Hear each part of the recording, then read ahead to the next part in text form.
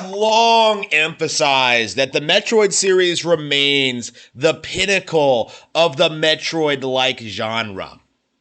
Games like Castlevania and Ori and the Blind Forest cannot hold a candle to what Nintendo has accomplished with this franchise. Not only is Metroid an innovator, not only has it consistently had some of the best video game releases of the past 40 years, it continues to impress with its unique world building, its established lore and characterization, and its ever-growing library of new releases. Metroid is one of my all-time favorite video game franchises, something that's been super influential to me for decades now, and the fact that certain people in the community want you to believe that Hollow Knight is better has always been laughable to me.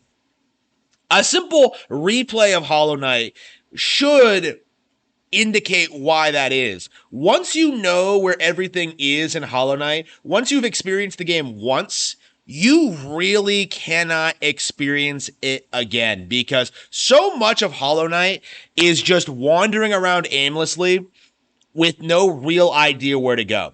Once you do know where you have to go, where you know where the important items are or what they are and how to beat all of the bosses, the game is incredibly streamlined. Your second playthrough of Hollow Knight will take 25 hours less than the first playthrough for this reason. Hollow Knight's core strength of having this aura of mystery, of being this huge, expansive world with all these mysteries to uncover, it is truly something that can only be experienced once.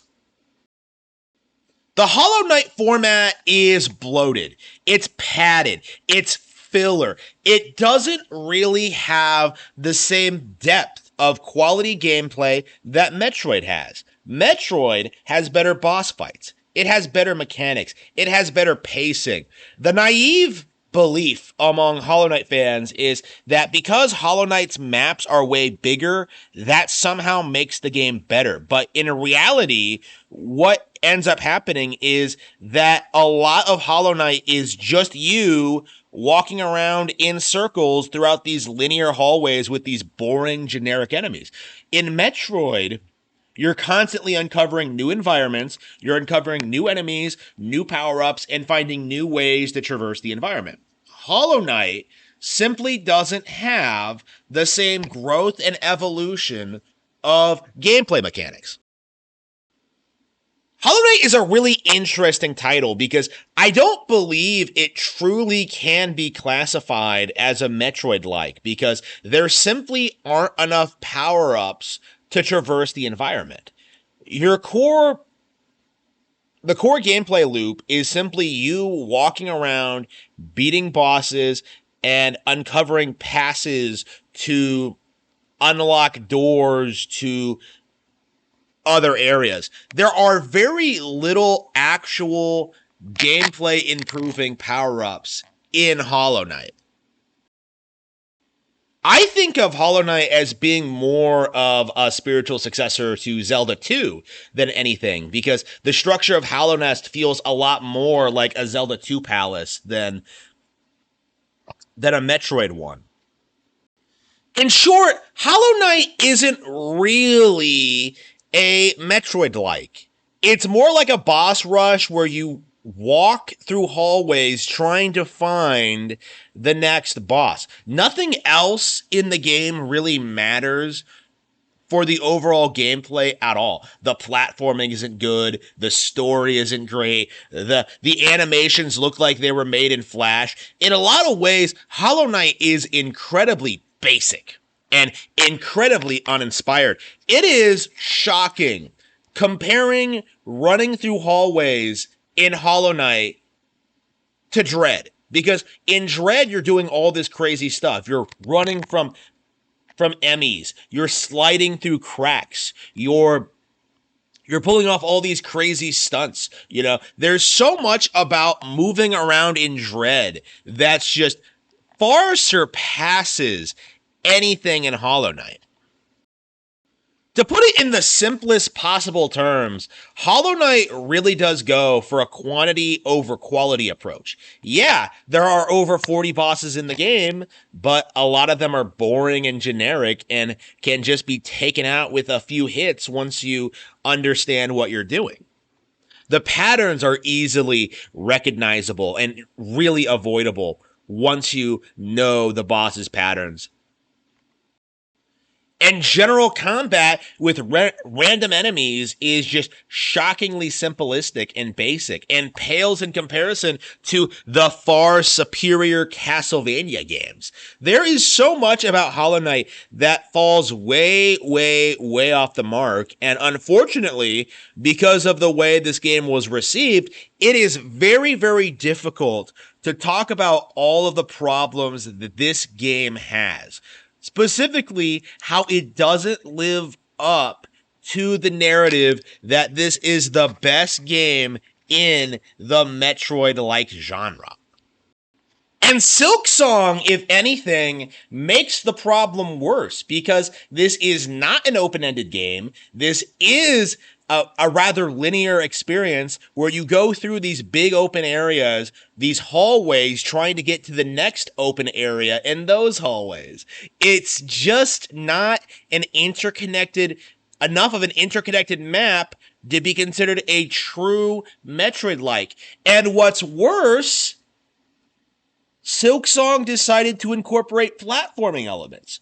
And this is very, very important. Metroid-likes cannot be considered platformers because platformers are not the focus of the gameplay, which is entirely about exploration, discovery, and evolution.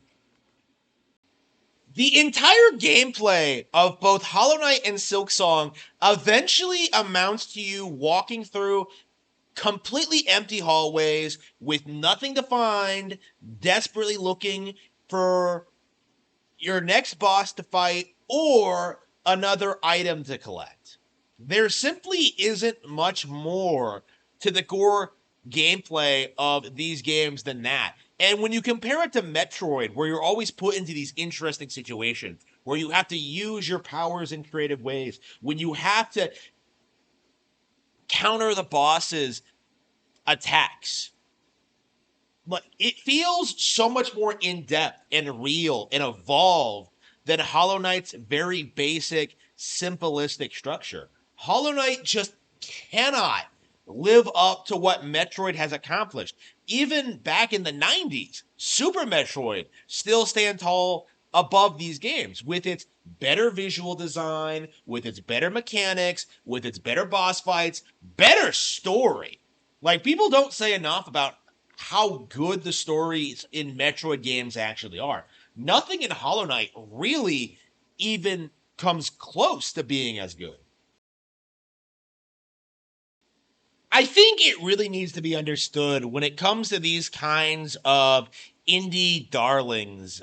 Basically, all of them have failed to live up to the legacy and relevancy of Nintendo's iconic franchises. Hollow Knight is a very, very good example of this phenomenon because this is something that the industry seriously thought could outdo Metroid in this space, in this genre, that this would be a bigger and better thing than Metroid. And not only has that proven itself to not be true, I'm becoming increasingly convinced that it's not even really possible. Because it took 8 years for Team Cherry to produce a sequel to this game. Even Metroid, which is known for its anemic release schedule, has had more releases than Team Cherry in the past several years. Samus Returns launched the same year as Hollow Knight, and not only was better than it, but got its sequel out the door far quicker. And not only that, we are getting a fully 3D Metroid Prime 4 later this year. While Silksong is relegated to classic 2D styles. Now, there's nothing wrong with 2D styles, far from it, but The simple fact of the matter is the fact that Nintendo can put out such a wide range of different genres in their iconic franchises means that games like this cannot possibly compete, because you can argue that Hollow Knight is similar to quality to Super Metroid, but you cannot argue that it offers the same kind of immersion that Metroid Prime offers, because they're not the same kind of game at all. So, by extension, what this means is that Hollow Knight as a brand cannot compete with Metroid as a brand, because there simply is no getting around the fact that Team Cherry cannot produce enough of these games to keep up with what Nintendo is doing. And that's just the Metroid related stuff. When you take into consideration like the better games that have come out this year, games like Donkey Kong Bonanza and Mario Kart World, you see that games like Silksong cannot compete with what Nintendo is doing, especially when they are forced to produce a Nintendo version of the game day and date with other consoles.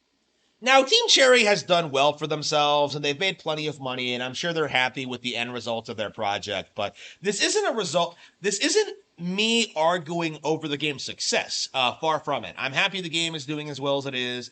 It is quite a bit better than most other meme games out there. You know, things like Five Nights at Freddy's or Undertale or the like. You know, Hollow Knight does deserve a little bit of prestige for what it has managed to accomplish. However, the community does need to kneel and acknowledge that Silksong, no matter how well it does, cannot possibly compete with Metroid long term. Not only because of the quality of the game not being up to snuff, but because we simply are never going to get enough Hollow Knight games to offset Metroid's 40-year-long history. So to recap, Hollow Knight is not the best game ever made. These games cannot compete with what Nintendo puts out. These are not games of their respective years. These are not these huge milestones in gaming. They are just a couple of small indie releases that a lot of people like, and there's nothing wrong with that. However, you cannot convince me, or anyone else for that matter, that these games are in any way, shape, or form better than the far superior Metroid franchise. I'm Harmon Smith, author of The Cattle Have Fangs. Please check out my Patreon, support my books, and I will see you all next time.